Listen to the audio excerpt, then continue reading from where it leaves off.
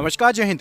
दोस्तों, प्रैक्टिस करते चलिए। जितने आप प्रैक्टिस सेट पेपर लगाएंगे उतनी आपकी जीके स्ट्रांग हो जाएगी, प्लस आपको मेंटली मतलब आपको जो है दिमाग में सुकून महसूस होगा, टेंशन नहीं होगी, लगेगा कि हाँ क्वेश्चन बन रहे हैं। इस प्रैक्टिस सेट पेपर में भी 30 प्रश्न हैं और इसमें से टारगेट है 10 से 15 क्वेश्चन सही करने का। आराम से, शिद्दत से, अच्छे से लगाइए, बिल्कुल बनेंगे क्वेश्चन। करते हैं वीडियो को बिना देर के हुए स्टार्ट। पहला क्वेश्चन देखिए, अधिकतर कंप्यूटर कौन सी भाषा समझ सकता है? अधिकतर कंप्यूटर कौन सी भाषा समझ सकते हैं? तो कंप्यूटर जो हैं अधिकतर जो हैं वो अंग्रेजी भाषा सदस्य, अंग्रेजी जैसी भाषा को समझ सकते हैं। ठीक है, ऑप्शन नंबर यहाँ पर ए राइट आंसर हो जाएगा। कई जगह आपको आएगा डिजिटल लैंग्वेज, तो डिजिटल लैंग्वेज भी टिक करके आना है। डिजिटल लैंग्वेज भी कंप्यूटर की भाषा होती है। मशीनी लैंग्वेज आए तो मशीनी लैंग्वेज भी लगा देना। ठीक है, 3 चीज़ें बता दी, एक क्वेश्चन में 3 क्वेश्चन करा दिए।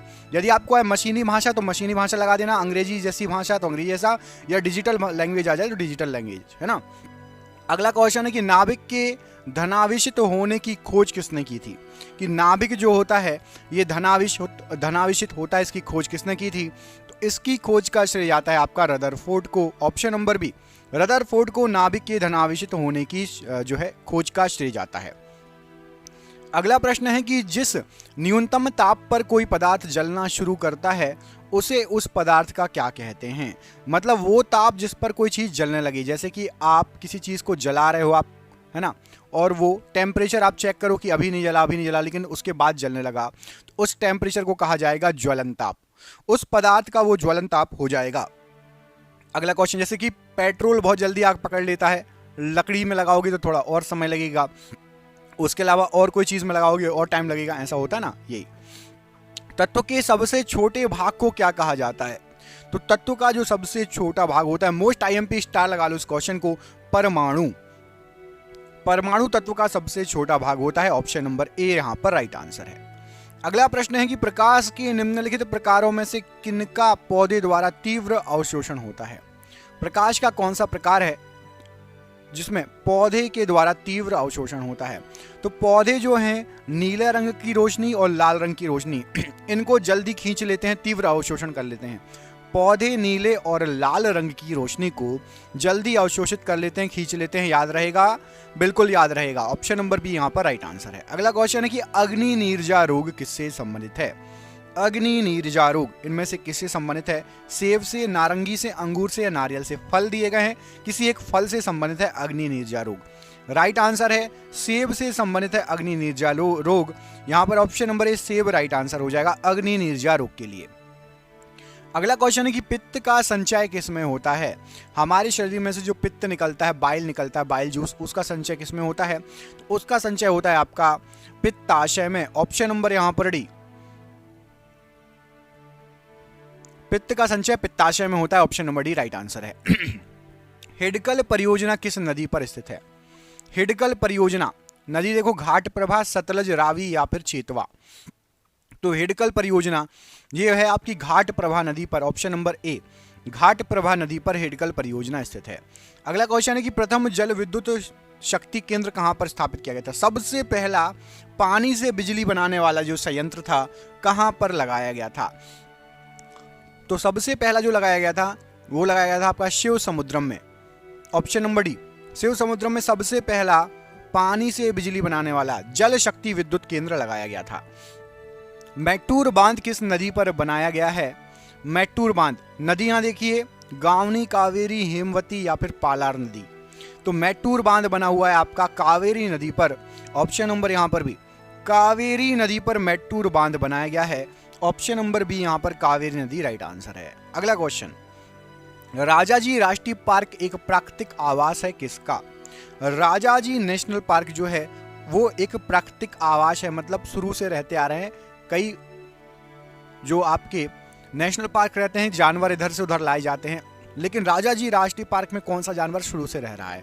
तो एशियाई हाथियों का प्राकृतिक आवास है, वहां पर शुरू से एशियाई हाथी पाए जाते हैं। ऑप्शन नंबर डी, एशियाई हाथियों का प्राकृतिक आवास है राजाजी राष्ट्रीय पार्क। अगला प्रश्न है कि साबरमती नदी किस शहर के किनारे है? साबरमती के संत तूने कर दिया कमाल, गांधी जी के लिए ये लाइन बोली जाती थी, है ना, सुनी होगी आपने एक कविता। तो साबरमती नदी साबरमती नदी है अहमदाबाद के किनारे, मतलब Gujarat. Option number B, Ahmedabad के किनारे है साबरमती के नदी। ऑप्शन नंबर बी यहाँ पर राइट आंसर हो जाएगा। अगला क्वेश्चन है कि श्वेत क्रांति का संबंध किससे है, बताइए। सफेद क्रांति या श्वेत क्रांति? दूध के उत्पादन से, गेहूं के उत्पादन से, बाढ़ से या मछली के उत्पादन से? तो राइट आंसर हो जाएगा दुग्ध उत्पादन से संबंधित है श्वेत क्रांति। ऑप्शन नंबर बी, श्वेत क्रांति का संबंध दुग्ध उत्पादन से है। ऑप्शन नंबर बी यहाँ पर राइट आंसर है। अगला प्रश्न है कि दक्षिण पश्चिम मानसून किस प्रदेश में सर्वप्रथम प्रवेश करता है? दक्षिण पश्चिम मानसून किस प्रदेश में सबसे पहले आता है? तो याद रखना, हमारे भारत देश में जो मानसून आता है सबसे पहले हिट करता है केरल राज्य को, और ये 15 जून के आसपास की बात होती है। 15 जून जुलाई में केरल राज्य में पहुंच जाता है। केरल राज्य में सबसे पहले दक्षिण पश्चिम मानसून आता है, याद रहेगा, केरल राज्य। ऑप्शन नंबर डी यहां पर राइट आंसर है। अगला क्वेश्चन देखिए, अगले क्वेश्चन में आपसे क्या पूछा गया है? तो अगले क्वेश्चन में आपसे पूछा गया है, यहां पर कहां चला गया, ये आ गया, ये लीजिए, यहां तक हो गया था। निम्नलिखित में से कौन सा राज्य शहतूत रेशम उत्पादित करता है? बताओ, शहतूत की खेती सर्वाधिक किस राज्य में होती है? तो याद रखना, शहतूत की खेती जो होती है ये आपकी कर्नाटका में होती है। Option number B, Karnataka right answer हो जाएगा प्रश्न के लिए। अगला प्रश्न है कि टंगस्टन उत्पादन के लिए प्रसिद्ध डेगाना खान किस राज्य में स्थित है? तो याद रखिएगा, टंगस्टन उत्पादन के लिए एक प्रसिद्ध डेगाना खान है, ये आपकी पड़ती है राजस्थान राज्य में। तो यहां पर आपका ऑप्शन नंबर बी, राजस्थान राज्य राइट आंसर हो जाएगा डेगाना खानों के लिए। याद रहेगा, टंगस्टन उत्पादन होता है डेगाना खान में और ये राजस्थान में है। अगला क्वेश्चन देखो, जायकवाड़ी परियोजना किस नदी पर स्थित है? जायकवाड़ी परियोजना, ऑप्शन पढ़ो, कृष्णा नदी, कावेरी, गोदावरी और महानदी। तो आपको बता दें, जायकवाड़ी परियोजना ये स्थित है आपकी गोदावरी नदी पर। ऑप्शन नंबर सी, गोदावरी नदी पर स्थित है जायकवाड़ी परियोजना। अगला क्वेश्चन है कि भारत में खनिज के तेल के भंडार मुख्यतः किस प्रकार की चट्टानों में पाए जाते हैं? भारत में खनिज के तेल के भंडार मुख्यतः किस प्रकार की चट्टानों में पाए जाते हैं? तो यहां पर राइट आंसर हो जाएगा अवसादी प्रकार की चट्टानें। ऑप्शन नंबर बी, अवसादी प्रकार की चट्टानों में मुख्यतः खनिज के तेल के भंडार हैं। अगला प्रश्न पढ़िए, इसमें पूछा गया कि निम्नलिखित में से कौन सा राज्य पहले नेफा के नाम से जाना जाता था? स्टार लगा लो, मोस्ट आईएमपी क्वेश्चन है, स्टार लगा लो, मोस्ट आईएमपी क्वेश्चन है, नेफा के नाम से। अच्छा, मैं आपको 2 ऑप्शन दे रहा हूं, आप कमेंट करके बताना इस क्वेश्चन का आंसर, है ना, बिल्कुल इजी है। मैं 2 ऑप्शन दे रहा हूं कि आप कंफ्यूज हो जाओ थोड़ा, तो मजा आएगा। वैसे तो कई लोगों को सीधे पता होगा, कमेंट कर देना जो इंटेलिजेंट बच्चे हैं सीधे। बाकी जिसको ऑप्शन चाहिए उसको मैं 2 ऑप्शन दे रहा हूं, नागालैंड या फिर अरुणाचल प्रदेश। नेफा के नाम से किस राज्य को जाना जाता था? नागालैंड या फिर अरुणाचल प्रदेश? कमेंट बॉक्स में कमेंट करके इस प्रश्न का आंसर बताना है, ठीक है, नागालैंड या अरुणाचल प्रदेश। कुल्लू घाटी निम्नलिखित पर्वत श्रेणियों के बीच है। कुल्लू घाटी की बात हो रही है, तो कुल्लू घाटी जो आपकी पड़ती है, ये पड़ती है, एक तरफ है धौलाधर रेंज और दूसरा है पीर पंजाल। पीर पंजाल और धौलाधर के बीच में कुल्लू घाटी अवस्थित है। ऑप्शन नंबर ए राइट आंसर है। अगले क्वेश्चन में आपसे पूछा गया है कि सुएज नहर जो है, सुएज एक नहर बनी है, उसके एक तरफ एक शहर है, दूसरी तरफ एक मतलब बंदरगाह है, दूसरी तरफ एक बंदरगाह है। कोई नहर होगी तो एक तरफ एक बंदरगाह होगा, दूसरी तरफ बंदरगाह होगा, बीच में से नहर निकली है। तो आपको बताना है एक तरफ और दूसरी तरफ कौन सा है वहां पर स्थित पत्तन या फिर बंदरगाह। तो सुएज नहर के एक तरफ है आपका पोर्ट सईद और दूसरी तरफ बंदरगाह है सुएज। एक तरफ है पोर्ट सईद बंदरगाह और दूसरी तरफ है सुएज बंदरगाह। अगला क्वेश्चन, ग्रहों की गति का नियम किसने प्रतिपादित किया था? तो याद रखना, ग्रहों की गति का नियम कई बार एग्जाम में आ चुका है क्वेश्चन, केपलर के द्वारा प्रतिपादित किया गया था। Option number B. अगला प्रश्न है कि शनि ग्रह का सर्वप्रथम किस खगोल शास्त्री ने शनि ग्रह को देखा था? सबसे पहले शनि ग्रह को देखने का श्रेय किसको जाता है? तो सबसे पहले शनि ग्रह को देखा था गैलीलियो ने, गैलीलियो गैलीली इनका नाम था। ऑप्शन नंबर ए, गैलीलियो ने सबसे पहले शनि ग्रह को देखा था।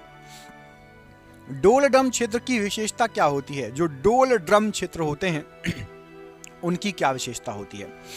यह भी आपका बहुत इंपॉर्टेंट क्वेश्चन है। तो याद रखना, वहां पर प्रेशर कम होगा और हवाएं शांत होंगी। इसका क्या मतलब हुआ? तो निम्न दाब और शांत पवनें होंगी डोल ड्रम क्षेत्र में। ऑप्शन नंबर डी, निम्न दाब और शांत पवन राइट आंसर हो जाएगा। अगला क्वेश्चन है कि प्रसिद्ध भौगोलिक ग्रंथ किताब उल हिंद के लेखक कौन हैं? किताब उल हिंद ये एक प्रसिद्ध भौगोलिक ग्रंथ है, इसके लेखक कौन है? तो याद रखिएगा किताब उल हिंद, इसके लेखक हैं आपके Al Biruni. Option number A Al Biruni right answer हो जाएगा किताब उल हिंद के लिए। अगला क्वेश्चन है कि निम्नलिखित में से किस नगर को एम्पायर सिटी कहा जाता है? इनमें से किस नगर को एम्पायर सिटी कहा जाता है? तो एम्पायर सिटी के नाम से फेमस है, पता नहीं आप में से किसी को पता है या नहीं, बहुत इंपॉर्टेंट है, न्यूयॉर्क। याद रखना, न्यूयॉर्क को क्या कहा जाता है? तो न्यूयॉर्क को एम्पायर सिटी कहा जाता है। अगला क्वेश्चन है कि निम्नलिखित में से कौन सी सामुद्रिक नहर उत्तरी सागर और बाल्टिक सागर को जोड़ती है? तो उत्तरी सागर और बाल्टिक सागर को जोड़ने वाली जो नहर है वो है आपकी कील नहर। ऑप्शन नंबर बी कील नहर उत्तरी सागर और बाल्टिक सागर को जोड़ती है, राइट आंसर हो जाएगा इस प्रश्न के लिए। संसार में सबसे बड़ा महाद्वीप कौन सा है? संसार का सबसे बड़ा महाद्वीप, तो यहां पर आपको जो ऑप्शन दिए गए हैं उसमें से राइट आंसर हो जाएगा आपका एशिया महाद्वीप संसार का सबसे बड़ा महाद्वीप है। ऑप्शन नंबर सी एशिया महाद्वीप संसार का सबसे बड़ा महाद्वीप है। अगला क्वेश्चन पूछा गया है कि विश्व में लावा निर्मित मैदानों में निम्न में से किस फसल की सर्वाधिक कृषि होती है? जो मैदान बने हैं, ज्वालामुखी से जो लावा निकला है उससे बने हैं, तो सर्वाधिक कृषि किसकी होती है उसमें? तो कपास की सबसे अच्छी और सर्वाधिक कृषि होती है लावा निर्मित मैदानों में।